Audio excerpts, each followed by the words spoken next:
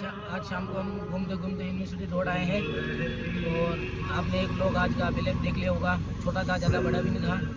तो हमारे भैया की कुछ दिन पहले ही नई दुकान खुली है चाय की, सत्य पार्टी हाउस, और लिया चाय बहुत बढ़िया है, एक बार आप ट्राई ज़रूर करें। ये क्या कहते हैं, एडवर्टाइजमेंट नहीं है, ये प्रेम है अपना बड़े भैया का। और दूसरा तीसरा प्रेम नहीं, आप यही समझ लो कुछ है। हमारे ऋषिकेश जी आपने पहले देख लिया होगा, इंटरव्यू करा दिया मैंने। और ये हमारे भैया है, कुछ कहना चाहते चाय के बारे में? आ जाओ। ये हमारे भैया साहिल भैया है। कैसी लगी भाई आपको चाय, बताओ? बहुत शानदार चाय लगी है, बढ़िया है, दिल को छू गई है। तो बिल्कुल, आप सब भाइयों के प्रेम से चाय बनाते हैं, वो अच्छी बनती चाय है। बढ़िया है भैया। और रात को आइए, और बढ़िया मौसम है यहाँ, हरियाली रहती है बढ़िया।